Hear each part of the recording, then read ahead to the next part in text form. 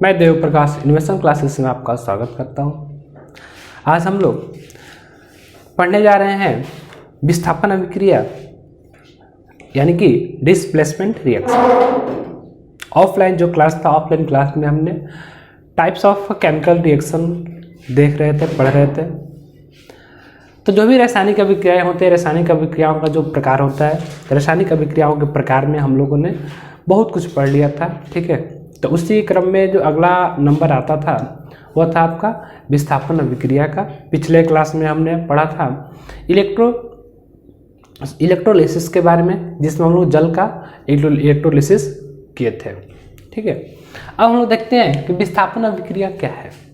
देखिए, तो विस्थापन अभिक्रिया को पढ़ने से पहले हमको ये समझना होगा कि तत्वों की क्रियाशीलता श्रेणी क्या होती है।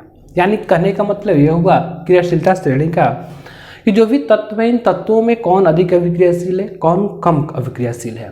ठीक, तो इसकी एक श्रेणी आती है जो कि आपके बुक में भी दिया गया है, ये आपका चार्ट पूरा।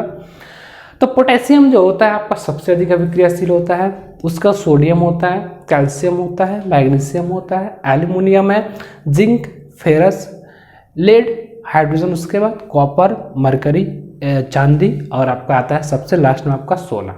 यानी कि जो पोटेशियम होता है वो क्या होता है, सबसे अधिक अभिक्रियाशील होता है। और जैसे जैसे हम नीचे आते जाते हैं, जो क्रियाशीलता श्रेणी वो क्या रही है, आपकी घटती जा रही है। और सबसे नीचे जो आपका सोना लिया गया, गोल्ड लिया गया, यह क्या होता है, सबसे कम अभिक्रियाशील होता है। अगर आप विस्थापन अभिक्रिया या फिर आप द्विक विस्थापन अभिक्रिया को समझना चाहते हैं तो दोनों अभिक्रियाओं में ये क्रियाशीलता श्रेणी को याद रखना, ये जानना बहुत जरूरी होता है। ठीक है, अब देखिए, सबसे पहले हम बात करते हैं कि जो विस्थापन अभिक्रिया होती है, विस्थापन अभिक्रिया का एग्जाम्पल लेते हैं कैसे होता है। ठीक, उसके बाद हम लोग क्या करेंगे, उसकी डेफिनेशन जो होगी उसको लिखेंगे। चलिए, मान लेते हैं कि Fe का सॉलिड प्लस कॉपर सल्फेट का एक्वस सॉल्यूशन लेते हैं, कॉपर सल्फेट का एक्वस सॉल्यूशन लेते हैं। ठीक है, हमने क्या लिया है, फेरस लिया है, यानी कि आयरन सॉलिड में रहेगा आपका, और कॉपर सल्फेट आपका हम लोग लिए जो कि नीला विलयन होता है। ठीक, अब देखिए, जब आपका यहाँ पर जो आपका आयरन है या कॉपर सल्फेट के साथ अभिक्रिया करेगा तो क्या प्रोडक्ट बनाएगा, इसकी चर्चा हम लोगों को करनी है। ठीक, अब देखिए, यहाँ पर क्या है, एक तत्व है और यहाँ पर क्या एक यौगिक है। तो इस यौगिक में जो आपका तत्व सल्फेट आयन के साथ लगा हुआ है, क्या है आपका, कॉपर है, Cu है। ठीक, और ये जो आपका यहाँ पर कॉपर है, इस कॉपर से अगर देखा जाए, इस कॉपर की अपेक्षा जो आपका फेरस होता है वो क्या होता है, ज़्यादा अभिक्रियाशील होता है। ठीक है, देखिए, कॉपर आपका यहाँ पर है और फेरस आपका क्या है, ऊपर में है। यानी कि जो आयरन यानी जो फेरस है, क्या है आपका, कॉपर की अपेक्षा ज़्यादा अभिक्रियाशील है। ठीक है, अगर ये ज़्यादा अभिक्रियाशील है तो जब ये रिएक्शन आपका कंप्लीट होता है, जब रिएक्शन आपका प्रोसीड करता है, तो रिएक्शन प्रोसीड होने के बाद जो कॉपर होता है क्या करता है, ये जो फेरस होता है, इस कॉपर को क्या करता है, विस्थापित करता है। विस्थापित करने का मतलब कि फेरस जाकर यहाँ पर बैठ जाएगा और कॉपर क्या होगा, अपना अलग हो जाएगा। ठीक है, ये क्या इसको विस्थापित करता है, कॉपर क्या हो जाएगा, अलग हो जाएगा, कॉपर क्या हो जाएगा आपका, अलग होगा, साइड हो जाएगा।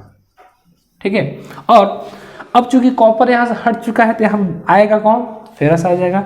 यानी कि जो आपका प्रोडक्ट बनता है FeSO4 प्लस Cu आपका वहाँ पर सॉलिड। ठीक, यहाँ पर ध्यान रखेंगे, फेरस सल्फेट जो होता है आपका एक्वस होता है, ये आपका रिएक्शन होता है और इसको हम लोग क्या बोलते हैं, विस्थापन अभिक्रिया बोलते हैं। ठीक, एक और एग्जाम्पल लेते हैं हम लोग, ये पहला एग्जाम्पल था आपका। दूसरा एग्जाम्पल की बात करते हैं।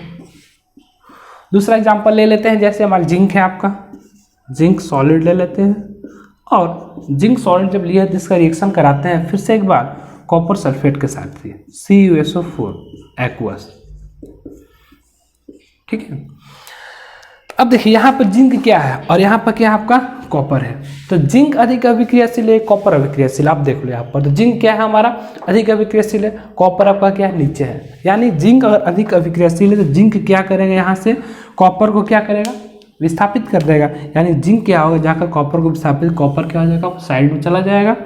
यानी सीधे सीधे देखा जाए, जिंक यहाँ पर जाकर बैठ जाएगा तो ZnSO4 प्लस आपका क्या बनेगा, इधर कॉपर आपका साइड आ जाएगा, कोई दिक्कत नहीं।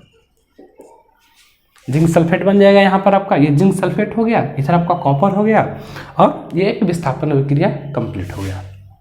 ठीक है, तो दो एग्जाम्पल देखने के बाद हमको यही पता चल रहा है कि विस्थापन अभिक्रिया में क्या होता है, एक अधिक अभिक्रियाशील जो तत्व होता है वह अपने से कम अभिक्रियाशील तत्व को उसके यौगिक से विस्थापित कर देता है। अब हम लोग विस्थापन अभिक्रिया की जो परिभाषा है उस परिभाषा को हम लोग अब लिख सकते हैं। ठीक है, तो विस्थापन अभिक्रिया अगर परिभाषा लिखना है तो परिभाषा में क्या लिखेंगे, विस्थापन परिभाषा लिख लिया जाए। चलिए लिखेंगे परिभाषा हम लोग, वह रासायनिक अभिक्रिया, वह रासायनिक अभिक्रिया जिसमें एक अधिक अभिक्रियाशील तत्व, एक अधिक अभिक्रियाशील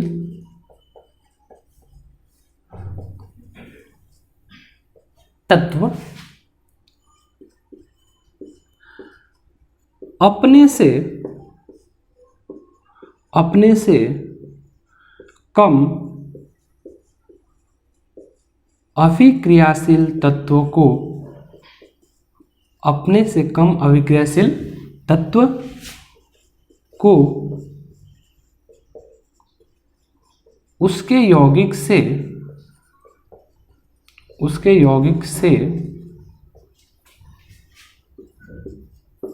विस्थापित, उसके यौगिक से विस्थापित कर देता है, साबित कर देता है। ठीक है, वह रासायनिक अभिक्रिया जिसमें एक अधिक अभिक्रियाशील तत्व क्या होता है, वो अपने से कम अभिक्रियाशील तत्व को उसके यौगिक से विस्थापित कर देता है। जैसे कि यहाँ पर फेरस क्या था, अधिक अभिक्रियाशील तत्व था, और कॉपर क्या था, कम अभिक्रियाशील था। तो फेरस ने क्या किया, कम अभिक्रियाशील तत्व कॉपर को उसके यौगिक कॉपर सल्फेट से क्या कर दिया है, विस्थापित कर दिया है, इसको हटा दिया है। तो इसको क्या बोलते हैं हम लोग, विस्थापन अभिक्रिया कहते हैं। कर देता है उसे विस्थापन अभिक्रिया, विस्थापन अभिक्रिया यानी कि डिस्प्लेसमेंट रिएक्शन, विस्थापन अभिक्रिया डिस्प्लेसमेंट रिएक्शन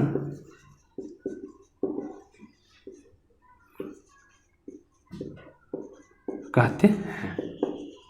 अब रहा एग्जाम्पल, तो आप दो एग्जाम्पल यहाँ पर नोट कर सकते हैं, इसके दो उदाहरण जो आपके यहाँ पर नोट कर लीजिएगा, दो एग्जाम्पल आप नोट कर सकते हैं। ठीक है, एक और एग्जाम्पल ले लेते हैं, तीसरा नंबर भी एग्जाम्पल लेकर डायरेक्ट समझ लेते हैं। तीसरा नंबर में क्या लेते हैं हम लोग पीबी लेड सॉलिड, और साथ में लेते हैं कॉपर क्लोराइड एक्वस। ठीक है, यहाँ पर देखिए क्या है, आपका पीबी लेड है और यहाँ पर कॉपर क्लोराइड के एक्वस एक सॉल्यूशन है। तो जब भी आप लेड का अभिक्रिया कराएंगे हम लोग कॉपर क्लोराइड के साथ, तो अब देखो पीबी और कॉपर क्या है, पीबी आपका लेड कहीं ना कहीं ऊपर है, कॉपर आपका क्या नीचे है। तब यहाँ पर लेड क्या है, वो ज़्यादा अभिक्रियाशील हुआ। जब ये ज़्यादा अभिक्रियाशील है तो ये क्या करेगा, कॉपर क्लोराइड से कॉपर को क्या करेगा, ये क्या करेगा, इसको विस्थापित करेगा। ठीक है, तो जैसे ही विस्थापित करेगा तो आपका प्रोडक्ट सबसे पहले क्या बनेगा, पीबी Cl2, और प्लस में क्या बनेगा, Cu आपका बाहर हो जाएगा। कोई दिक्कत है यहाँ तक, ये एक्वस रहेगा। ठीक है, इसका नाम अगर लिखना है तो इसको बोलेंगे हम लोग लेड क्लोराइड, लेड क्लोराइड बोलेंगे। आपका एक कॉपर है, ये आपका कॉपर क्लोराइड है, कॉपर क्लोराइड है। ठीक है, एक बार नाम क्या कहते हैं, सबका हम नाम लिख लेते हैं, कौन सा क्या बना है। ये आपका क्या है, ये आपका कॉपर सल्फेट है, और ये क्या है आपका यहाँ पर फेरस सल्फेट है। ठीक है, यहाँ पर क्या है, कॉपर सल्फेट है, लेकिन यहाँ पर क्या बना आपका जिंक सल्फेट। बताइए। यानी कि विस्थापन अभिक्रिया यहाँ पर आपका कंप्लीट हो जाता है, कोई दिक्कत इसमें, ये आपका विस्थापन अभिक्रिया है। और विस्थापन अभिक्रिया आप अगर कंप्लीट करना चाहते हैं तो इसके लिए बहुत ज़रूरी है कि आपको ये अभिक्रियाशीलता श्रेणी जो आपको याद रहनी चाहिए, ये कौन ज़्यादा रिएक्टिव होता है, ठीक ना, कौन कम होता है, ठीक, ये आपका कंप्लीट हो। अब हम लोग इसके बाद देख लेते हैं कि एनसीईआरटी बुक में एक क्रियाकलाप है, एक एक्सपेरिमेंट है, क्रियाकलाप 1.9, तो उसको हम देखेंगे क्रियाकलाप 1.9 में क्या करना है, कैसे करना है, क्या वो रिएक्शन, उसको चेक करते हैं, ठीक है। इन सब चीज़ों को मैं मिटा देता हूँ।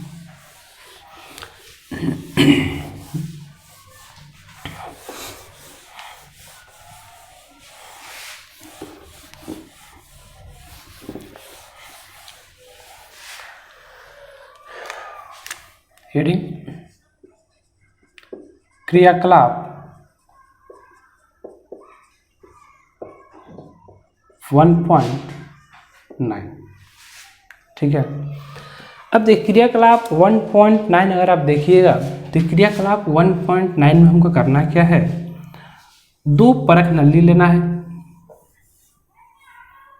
इसमें हम 2 परख नली लेंगे,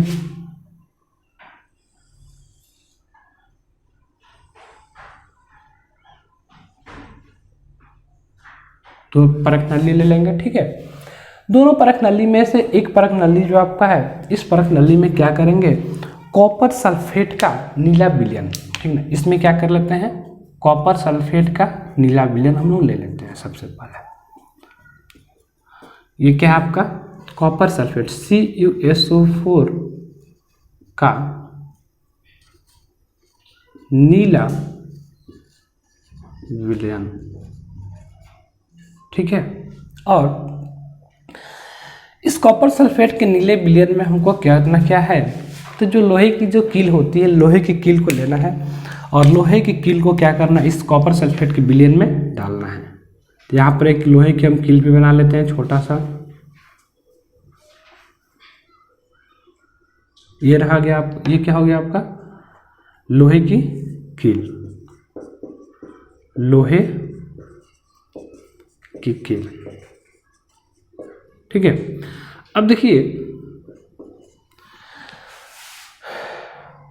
यहाँ पर जो लोहे की कील होती है यानी कि Fe है, लोहे की कील है। और इस पूरे सेटअप को अगर हम छोड़ देते हैं आधा घंटे के लिए, तो आधे घंटे छोड़ने के बाद आपको ऑब्जर्वेशन लेना है क्या होता है। यानी आप सबसे पहले क्या कीजिएगा, एक परख नली लीजिए, परख नली में आप कॉपर सल्फेट का जो नीला विलयन होता है उस नीले विलयन को लीजिए और उसमें क्या कीजिए, आप लोहे की कील को डाल दीजिए। आपको लोहे की 2 कील रखना है, कम से कम 2 कील, 1 कील को आप इसके अंदर डाल दीजिए और आधे घंटे इसको छोड़ दीजिए। आधे घंटे के बाद आप क्या देखिएगा, यही जो परख नली है, इस परख नली में क्या परिवर्तन होता है उसको थोड़ा ऑब्जर्व करेंगे आधे घंटे के बाद। आधे घंटे के बाद देखेंगे कि जो कॉपर सल्फेट का जो नीला विलयन था, अब उसका कलर क्या हो जाएगा, हल्का देखेंगे ग्रीन कलर का।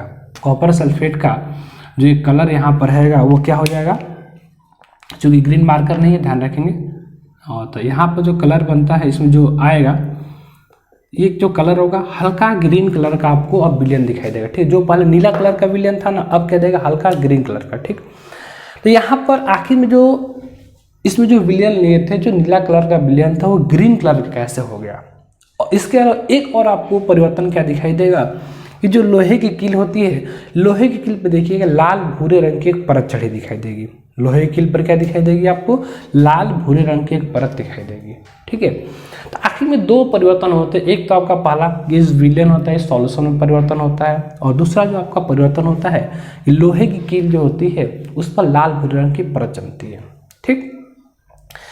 अब प्रश्न उठता है कि आखिर में इसका कलर क्यों चेंज हुआ। कलर अगर चेंज हुआ तो कलर चेंज होने के बाद जो हरा कलर का हरा कलर का जो विलयन आपका बना है वह क्या है, और लोहे की कील पर लाल भूरे रंग की जो परत बैठती है वह क्या है, इन दोनों को हम लोग देखेंगे, ठीक है। अब जरा रिएक्शन की बात करते हैं। अभी हमने क्या पढ़ा, डिस्प्लेसमेंट रिएक्शन पढ़ा, विस्थापन अभिक्रिया पढ़ा। तो विस्थापन अभिक्रिया में हम दोनों रिएक्शन करेंगे, कैसे करेंगे देखिए। Fe क्या है, सॉलिड है, और CuSO4 यानी कॉपर सल्फेट क्या होगा आपका एक्वस, यही ना है। यहाँ पर ये लोहे की कील मान लेते हैं आयरन है, और ये कॉपर सल्फेट का क्या है आपका नीला विलेन। ये क्या है, किस कलर का होता है, नीला रंग का होता है। कॉपर सल्फेट का कलर क्या होता है, ये नीला रंग का। और जब रिएक्शन कंप्लीट होता है तो रिएक्शन कंप्लीट क्या होगा, यहाँ पर फेरस क्या करेगा, कॉपर को क्या करेगा, यहाँ से डिस्प्लेस करेगा, तो बनेगा प्रोडक्ट आपका फेरस सल्फेट, और जो कॉपर होगा क्या होगा आपका अलग हो जाएगा। ठीक है, अब देखिए जो यहाँ फेरस सल्फेट आपका बनता है यही क्या होता है, इसी का कलर क्या होता है, हल्का हरा रंग का होता है। जो फेरस सल्फेट इसी का कलर हल्का हरा रंग का होता है। और कॉपर का रंग का बात करें तो कॉपर आपका देखिएगा लाल, हल्का ये लाल कलर का, ये लाल भूरे कलर का आपका कॉपर का कलर होता है। ठीक ना। तो अब देखो ये जो यहाँ पर विलियन बना है जो हरा कलर का है, यानी यह विलियन किस चीज़ का है, तो ये फेरस सल्फेट का Fe का विलियन बन गया आपका, जो क्या है हल्का हरा रंग का होगा। और जो लोहे की कील हम यहाँ पर डाले थे, इस लोहे की कील पर देखिएगा तो क्या होता है, लोहे की कील पर लाल भूरे रंग की परत जमती है, यानी कि जो इस पर लाल रंग की परत दिखाई देती है, लाल रंग का और भूरा कलर का, ये क्या होती है, कॉपर का जो धातु का बाहर निकलती है, कॉपर धातु क्या होता है, इस कांटी पर क्या होता है, कील पर क्या होता है आपका जम जाता है। ठीक ना।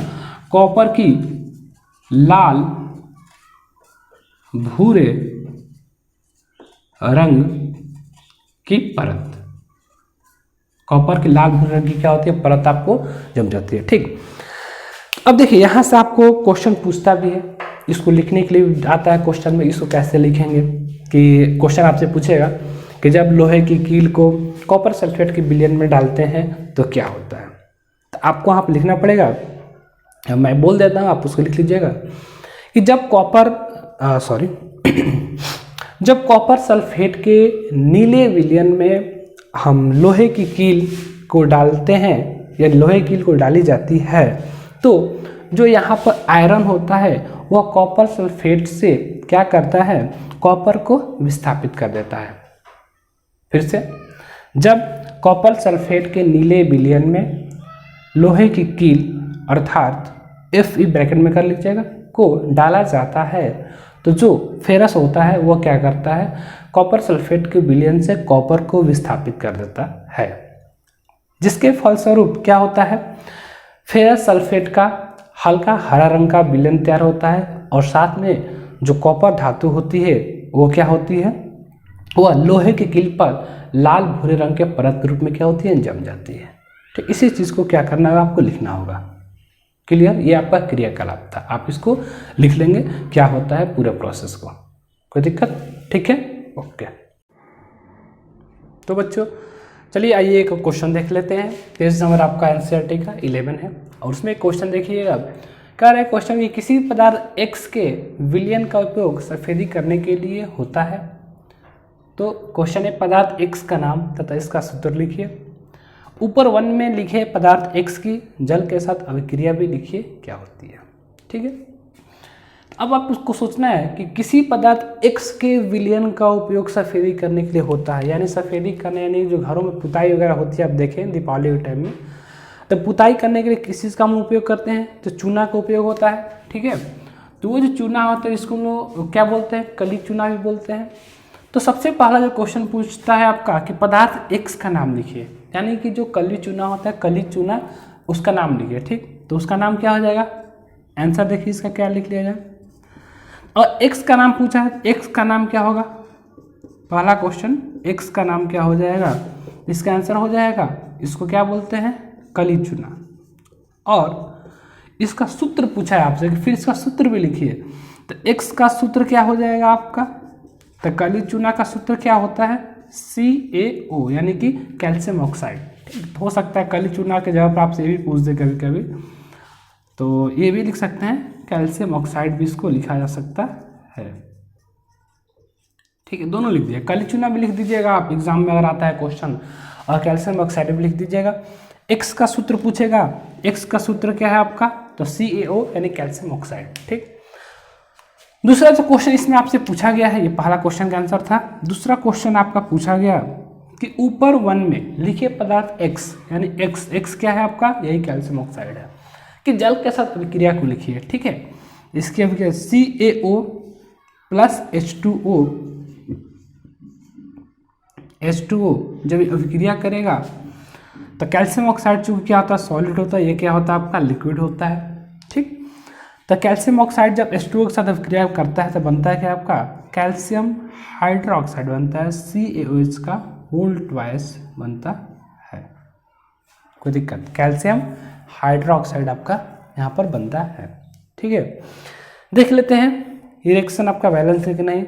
तो ऑक्सीजन 2 है यहाँ पर, ये भी आपका यहाँ पर सॉरी 1 है यहाँ पर, एक यहाँ पे 2 है, कैल्शियम 1 है, कैल्शियम 1 है यहाँ पर। ठीक है, हाइड्रोजन 2 है, हाइड्रोजन भी आपका 2, यानी कि पूरी तरीके से क्या एक संतुलित समीकरण आपका यहाँ पर बनकर तैयार होता है। ठीक, यही रिएक्शन क्या करना है आपको लिख देना है, जब आपका कैल्शियम ऑक्साइड जल के साथ अभिक्रिया करेगा तो क्या बनेगा कैल्शियम हाइड्रोक्साइड बनेगा। आपका दूसरे का आंसर ये कंप्लीट हो गया।